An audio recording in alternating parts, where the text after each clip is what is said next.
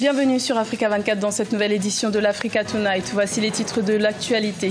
Le candidat du Front commun pour le Congo, Emmanuel Ramazani Shadary, a entamé sa campagne électorale en vue de l'élection présidentielle du 23 décembre en République démocratique du Congo. La troisième étape de sa tournée l'a amené à Badolit, chef-lieu de la province du Nord Ubangi.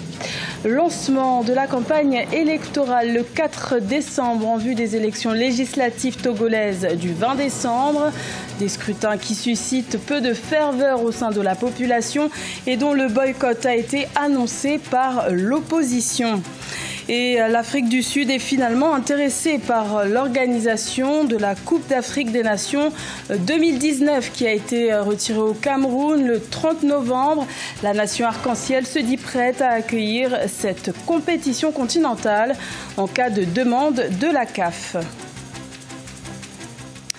Mais tout d'abord, une réunion de dialogue au sujet du très disputé territoire du Sahara occidental se tient à Genève, en Suisse, depuis ce mercredi 5 et se poursuivra ce jeudi 6 décembre. Cette discussion menée sous l'égide de l'ONU doit connaître la participation de l'Algérie et de la Mauritanie, deux acteurs clés de ce conflit qui oppose le Maroc au Front Polisario.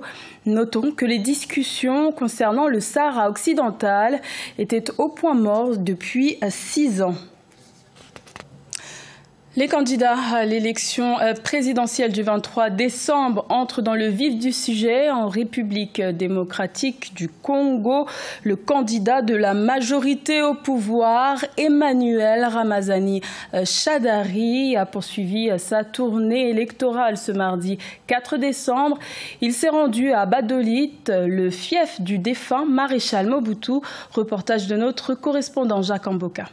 Troisième étape de la tournée électorale d'Emmanuel Ramazani Shadary. Après le Kasaï et l'espace Katanga, le candidat du Front commun pour le Congo a foulé la terre de Gbadolité ce mardi 4 décembre. Au fief du feu maréchal Mobutu, c'est à la place de l'unité que le candidat du Front commun pour le Congo a tenu son meeting. Au FCC, on se félicite de l'adhésion par la population au message du candidat numéro 13. Depuis que la campagne électorale a commencé, l'évaluation faite montre qu'il y a une forte adhésion à son programme et nous pensons que cela sera relayé bien sûr dans les autres blocs. L'électricité est un réel casse-tête pour la population de cette partie du pays. Une fois élu, Ramazani a promis la réhabilitation du barrage de Moba-Imbongo. Par ailleurs, le FCC note un déploiement à grande échelle de ses candidats au scrutin combiné du 23 décembre. En ce qui concerne le Front commun pour le Congo, nous voulons vous assurer aujourd'hui que ce déploiement s'est fait à grande échelle sur toute l'étendue du territoire national pour aussi bien les candidats à la députation provinciale, ceux à la députation nationale et les candidats à l'élection présidentielle. Devant cette foule compacte venue écouter le candidat du FCC, Ramazani Shadary a réitéré son engagement à lutter contre la corruption qui gangrène le pays. Après son discours de Gbadolité, le dauphin du président Joseph Kabila s'est envolé pour Gemena dans la province du sud du Ubangi. Également dans l'actualité, la justice française vient d'émettre un avis favorable à la demande d'extradition vers le Burkina Faso de François Compaoré, petit frère de l'ancien président burkinabé Blaise Compaoré, dans le cadre de l'enquête sur l'assassinat du journaliste Norbert Zongo en 1998. Néanmoins, François Compaoré, exilé en France depuis des années, ne devrait pas être extradé de sitôt puisque plusieurs procédures judiciaires sont encore à la disposition de la défense pour contester cette décision. La campagne électorale en vue des élections législatives du 20 décembre a débuté ce mardi 4 décembre au Togo. Des scrutins qui semblent susciter peu d'engouement au sein de la population. L'opposition a quant à elle annoncé son refus d'y participer et a appelé ses partisans à une journée ville morte ce mardi. Reportage de notre correspondante Emefa Kofi. Au parti Union pour la République, c'est dans une ambiance festive qu'a démarré la campagne électorale pour les législatives du 20 décembre 2018. Raymonde Kaïlosson est candidate en lice pour le Grand Lomé. Elle entend rejoindre l'Assemblée nationale pour porter haut les idéaux du chef de son parti, le président Faure Gnassingbé. C'est l'ouverture de la campagne et nous sommes toutes et tous rassemblés ici pour mener notre caravane dans toute la ville de Lomé. Le projet social est déjà établi par le chef de l'État lui-même qui a placé ce mandat sous un angle social. Cette campagne électorale se déroule dans un climat de crise politique. L'engouement au sein de la population reste relativement faible. Certains se sentent peu concernés par ces scrutins. Normalement, l'opposition et le pouvoir doivent participer ensemble à ce processus électoral. Pourquoi donc certains y vont tout seuls? Le parti au pouvoir doit prendre son mal en patience. Moi, j'irai voter le 20 décembre et on verra quels seront les résultats. À ces législatives dont la campagne a démarré officiellement sur l'ensemble du territoire, 850 candidats sur 130 listes électorales prennent part. Ils vont sillonner 30 circonscriptions électorales. La coalition de l'opposition, elle, ne prend pas part à ce scrutin. Elle a appelé ce 4 décembre ses militants et sympathisants à observer une journée morte.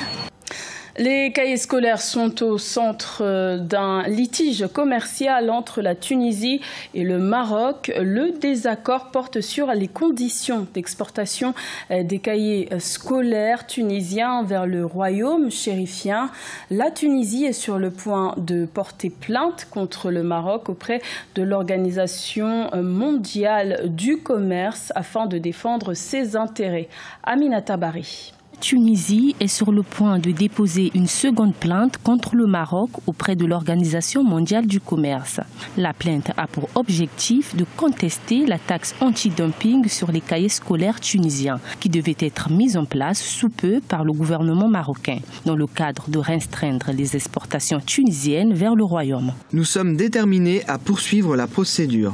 L'enquête anti-dumping contre les cahiers scolaires ne devait pas être ouverte. Il n'y avait ni dumping ni dommage sur l'industrie marocaine.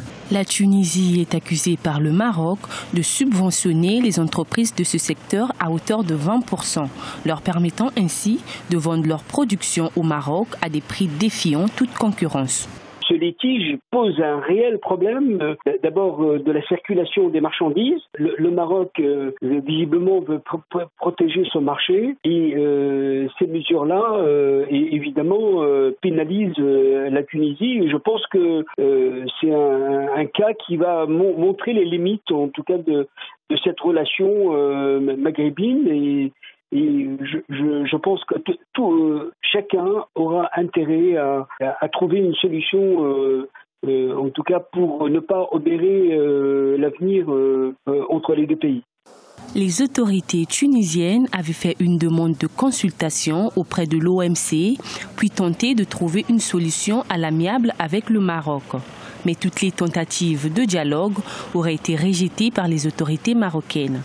Si cette nouvelle plainte n'aboutit pas, le litige entre les deux pays fera l'objet d'un arbitrage international.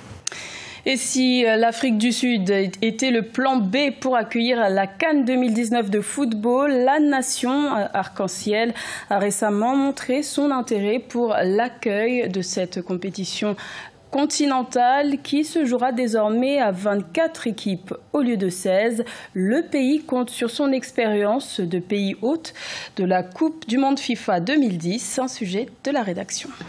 Un temps hésitante, la nation arc-en-ciel semble finalement intéressée par l'accueil de la Coupe d'Afrique des Nations 2019. Un intérêt démontré par le gouvernement sud-africain, malgré les réticences de la Fédération sud-africaine de football sur les dépenses liées à l'organisation de cette compétition.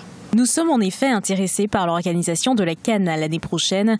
Nous avons toutes les infrastructures et les stades pour accueillir ce type d'événement, comme nous l'avions fait en 2010 avec la Coupe du Monde FIFA. C'est à la CAF de nous contacter, mais pour nous, nous sommes prêts à prendre la relève. Peu de pays ont la capacité d'accueillir cette compétition, dont le nouveau format prévoit 24 équipes au lieu de 16.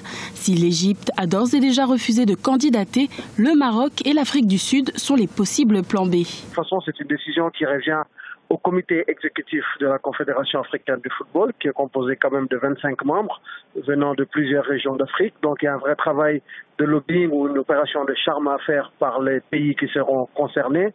Mais au-delà de cela, que ce soit le Maroc, que ce soit l'Afrique du Sud, chacun de ces deux pays qui sortent du lot présente aussi bien des avantages comme des inconvénients.